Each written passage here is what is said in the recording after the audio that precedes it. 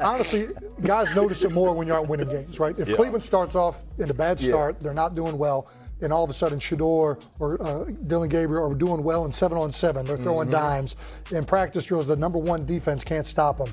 People take notice of that, and the more that the players see it, they're gonna then the comments start happening over the lunch table. They start happening throughout the building, and that's when the pressure really will get severe. The Cleveland Browns thought their only crisis was finding somebody who could actually throw a spiral, until Jason Kelce, out of nowhere, decided to drop a truth bomb that lit their entire front office on fire. Suddenly, the billionaire owner wasn't sipping coffee. He was pacing the office, red-faced, looking like he was about to Google how to buy a new NFL team overnight. That's how rattled he was. So, what exactly did Kelsey say that has the whole dog pound clutching their jerseys and the front office sweating through their suits? Let's just say this one is messier than the Browns' entire playbook. Because if Cleveland's franchise has a brand, it's built on two things: heartbreak and unintentional comedy. If there were a Lombardi trophy for finding the most outrageous ways to lose, they'd already have a dynasty. And right when fans were starting to believe the team had crawled out of the swamp of dysfunction, Jason Kelce, a man who just retired and should be golfing and shotgunning beers, basically says, "Congrats, Cleveland, your whole house of cards is already on fire." Seen that miserable game by the Cleveland Browns. So they throw Joe Flacco in there, and I like Joe Flacco. He did good, but they gave him the resource of all the first-team guys. Then they throw Dillon Gabriel in there with first teams and second teams. So Dillon always is getting protected. The same thing again, they gave this scrub max protection on every play. Yeah, he completed some passes, but let's talk about his mistakes. He's still inconsistent with his throws, but he at least had max protection. That was the moment the Browns owner went from laid-back billionaire to a man who wanted to fire reality itself. But honestly, should we even be surprised? This is the same franchise that convinced itself Johnny Manziel was the next Joe Montana. The same crew that doubled down on Hugh Jackson like it was some genius plan. The same desperate play callers who traded away every ounce of dignity just to roll the dice on Deshaun Watson. Year after year, the Browns keep reinventing failure like it's their personal art project, and the gallery never closes. And yet the fans keep showing up. Bless their traumatized souls. Every season, they walk back into the stadium armed with hope, only to leave with heartbreak and therapy bills. But here's the crazy twist. This past season, it didn't feel like the usual dumpster fire.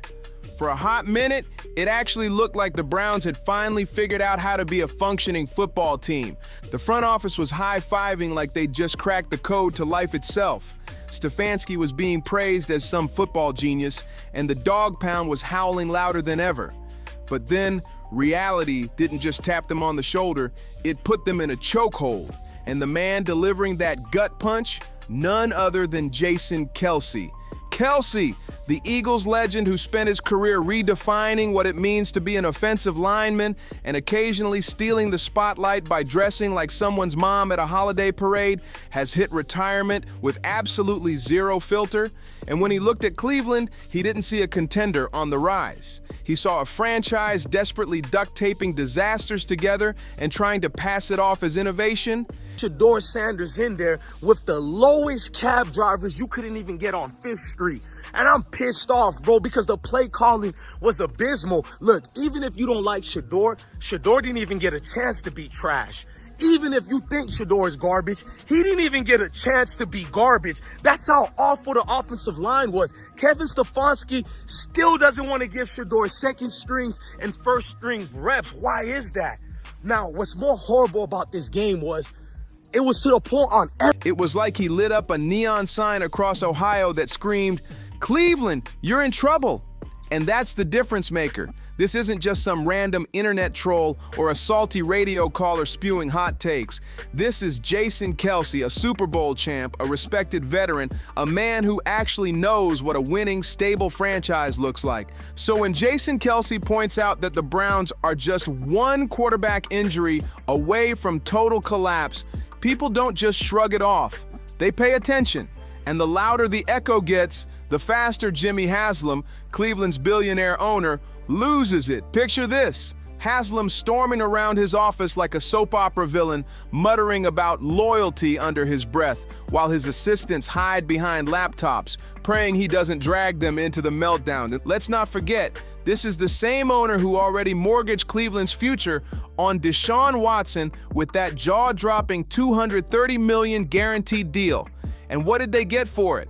Games missed, shaky performances, and a quarterback who looked rustier than a car left out in a Cleveland snowstorm. This was the guy that they wanted to start. He's seasoned, he's experienced, he still has a big-time arm, even at his age, and they open with the Cincinnati Bengals. They wanted that experienced guy. He was always going to be the guy. They were not going to start Dillon Gabriel or Shedeur Sanders in week 1. Kenny Pickett had a hamstring injury. It makes it easy to go with Joe Flacco. And the question isn't and wasn't going to be who's the starter in Cleveland. The question is who's going to be the backup in Cleveland? Who's going to be the number 2 quarterback when they open the season against? The franchise isn't just financially strapped, it's shackled tighter than a college kid buried in credit card debt. And Kelsey, he didn't sugarcoat it. He basically said out loud what everyone was whispering, that the Browns tied themselves to a quarterback who hasn't looked elite in years. Even Joe Flacco's surprise playoff run couldn't cover up the looming disaster. That's where the comedy kicks in. Browns ownership doesn't get mad at their own bad decisions. They get furious when someone else points them out. It's like a magician throwing a tantrum because the audience finally spotted the rabbit in the hat. Meanwhile, the fans weren't raging. They were nodding. Because, let's be honest, Browns fans have a sixth sense for heartbreak. They can smell disaster before it hits. And with aging defenses, inevitable injuries, and all your hopes pinned on one player. Couple days, 3 days until roster cutdowns. How do you feel about that? Do you feel like you belong here on this team? Obviously, I think overall as a player, I feel like I put in the work. I feel like everything I do, I try to do it to my best, and that's all I ask for. So I feel like everybody feels like, they should be on the team. And if you ask anybody on the team, would they feel like they belong, in their own eyes. So I feel like I do, but I'm my own player. I think about myself in a high regard. With a contract devouring the salary cap, you're just one ACL tear away from watching the whole franchise implode. And in the AFC North, that's no friendly neighborhood. It's a battlefield. The Ravens, they've got Lamar Jackson, a human joystick who runs like he's plugged into cheat codes. The Bengals, Joe Burrow could roll up in a hospital gown with an IV drip and still toss 3 touchdowns before halftime. And the Steelers, chaotic as ever, never collapse. They just reload, grind harder, and sprinkle on some of that Mike Tomlin magic that refuses to die. Meanwhile, the Browns, they're the kid at recess who finally learns how to tie his shoes, only to faceplant seconds later. And that's exactly where Jason Kelsey went for the jugular. He didn't just talk trash. You're a betting man. Who do you think starts for the Browns at quarterback? Okay, this is the situation. Kenny Pickett, they actually traded for him. Joe Flacco, no one's bringing Joe Flacco in the building thinking Joe Flacco is going to be the starter. If Joe Flacco is your starter, You got a problem. you have a huge problem. And if they were saying Shedeur was the starter as the 5th rounder, you got a real problem too, because he passed over all these guys in these reps in the offseason in shorts, in bikini shorts, Speedos and stuff. Like, no, that kind of stuff. So I'm not that surprised. When you put down a 3rd-round pick on a quarterback, you do believe he has a certain skill. He poked Cleveland right in its softest bruise with surgical precision. He reminded everyone that the Browns' so-called future doesn't look like a Super Bowl parade. It looks more like an unpaid parking ticket, gathering late fees month after month. And Haslam? Oh, he couldn't stand it. Not because Kelsey was being unfair, but because every single word dripped with truth. And when truth comes out of Jason Kelsey's mouth, it doesn't just echo, it roars across the league. Let's not forget, Jimmy Haslam has never exactly been graceful under pressure. This is the same man who turned the Browns into his personal experiment lab, shuffling through coaches and quarterbacks like they were cartons of expired milk. So when Kelsey casually pointed out the obvious, Haslam reportedly went full nuclear meltdown. You'd swear somebody insulted his grandmother instead of his football team. And honestly, it's hilarious. Here's the owner of $1 billion franchise losing sleep over the blunt words of a retired lineman who doesn't even play in his division. But let's be real, this isn't about Jason Kelce himself. It's about what Kelsey represents. He's the mirror Cleveland refuses to look into, the voice reminding them that their magical little Cinderella run with Joe Flacco was just that, a fairy tale. And like every fairy tale, it ended right at midnight. Given what we saw yesterday with Shedeur Sanders, somebody on the Cleveland Browns is 100% getting fired, probably by the end of this year.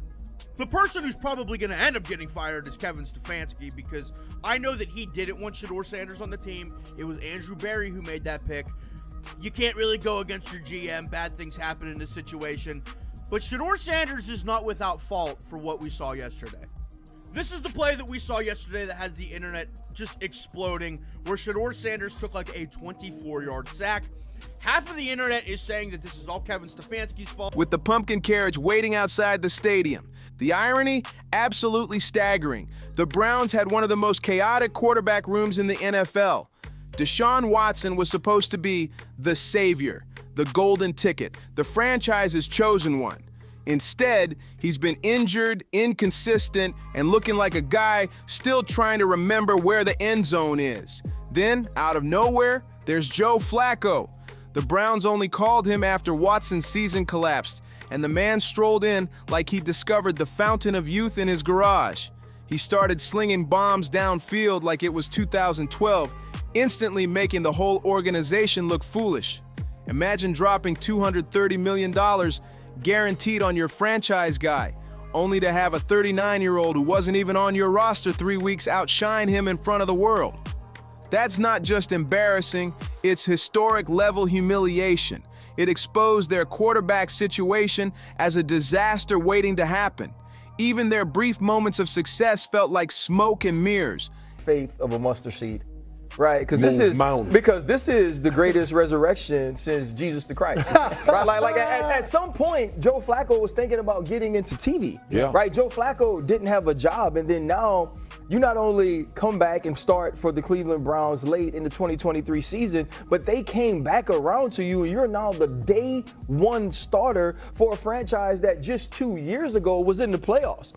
And then Kelsey came along and ripped the curtain wide open, exposing the so-called Wizard of Haslam for what he really is, a billionaire praying no one notices his entire franchise is one sprained ankle away from total collapse. No wonder Haslam was fuming. He's been selling fans on this shiny dream of stability, progress, and the Browns finally breaking into contender status. And then Jason Kelce, sipping his post-retirement smoothie like it's nothing, casually tells the world Cleveland is still just a clown car with a fresh paint job. And the fans? Oh, that stung even more. Browns fans didn't lash out at Kelce. They laughed. They roasted their own team with memes, flooded Twitter with sarcastic "we're doomed" posts. This is the unofficial depth chart that they released prior to the preseason game, where now Tyler Huntley would be, right behind Flacco. They need to take Flacco and just put him away, get him ready for the Cincinnati Bengals. Like, don't even worry. Put him in the cryo chamber that Bobby Carpenter sleeps in every night. Yeah, does not need to play at all. Barely practice because they're having to sign now another quarterback. And keep in mind, they already have Watson, who's hurt. And even thanked Kelsey for saying out loud what they've been screaming into their pillows for years. Nothing slices an owner deeper than realizing the very people spending thousands on season tickets agree more with an outsider than with him. And just when Haslam thought it couldn't get worse, here came the media storm. Sports talk shows devoured it like a Thanksgiving feast. Headlines screamed, "Cleveland in crisis." Debates raged over whether Deshaun Watson was the single biggest mistake in franchise history. Even rival fan bases jumped in, piling on with glee. Here's the wildest part. The Browns could have a top 5 defense, a playoff berth, and a Coach of the Year trophy sitting in the lobby, and still somehow, someway, they'd be branded as a disaster in progress. And the best part? Most of the chaos is self-inflicted. Other franchises make mistakes and move on. But the Browns, they don't just stumble, they build a condo on the sidewalk and commit to tripping over it forever. I don't know what it is about the Cleveland team on why we can't get over this fact that we can't get our franchise quarterback. I mean, you see the jerseys. I'm tired of seeing the jerseys. I'm tired of the names just going and going and going. I literally thought Brandon Whedon was going to be our guy at one point. And then I'll never forget I think it was a preseason game, a flag goes over his head and he's trying to get out of the flag while they're doing the national anthem. And I'm like, oh my God, this is. They don't just trip. They build a permanent monument to tripping and throw a ribbon-cutting ceremony for it. That Watson contract, it wasn't a gamble. It was a straight-up kamikaze dive into financial doom with every single dollar guaranteed. So when Jason Kelce points out that the Browns are completely handcuffed by that decision, it hits like a punch to the gut because deep down, the franchise knows he's right. They can't cut Watson. They can't trade him. And unless he magically morphs back into his Houston prime, Cleveland is chained to him like a ball and chain dragging them down every Sunday. Meanwhile, Joe Flacco strolled in like the ghost of Christmas past, reminding the entire city what competent quarterback play actually looks like. Fans were caught in a twisted mix of joy and humiliation. On one hand, they were cheering Flacco's bombs downfield. On the other, they were shaking their heads at the absurdity of it all.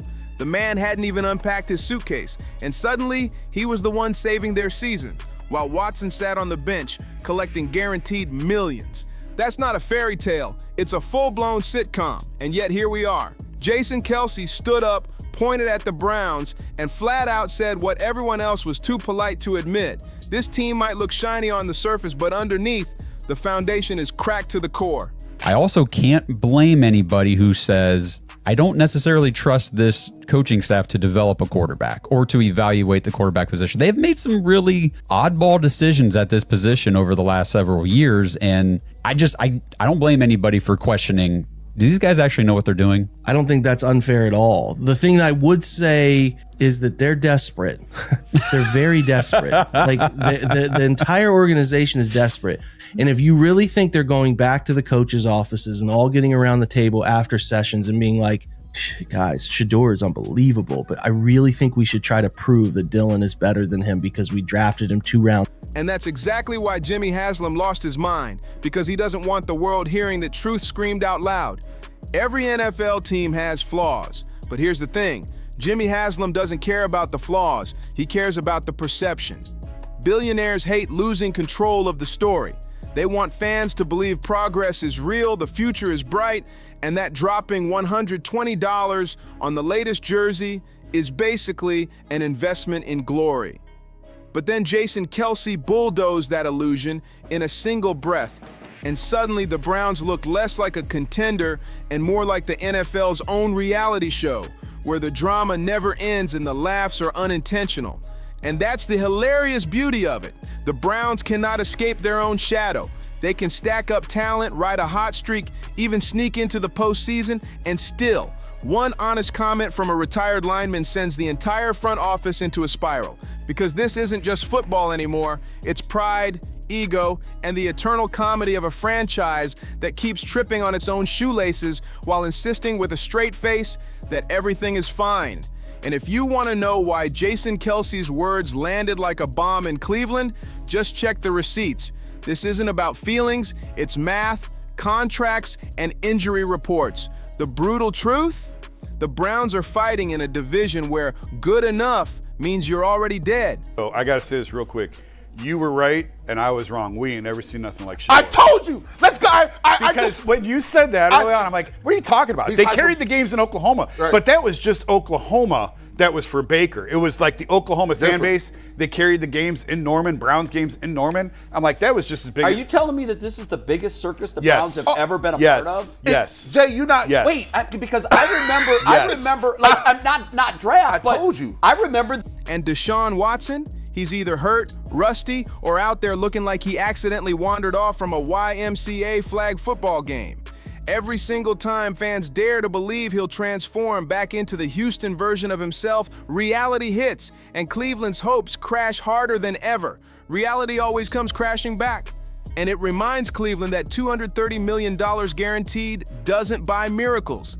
It just buys a front row ticket to disappointment. And then there's Joe Flacco, the ultimate punchline.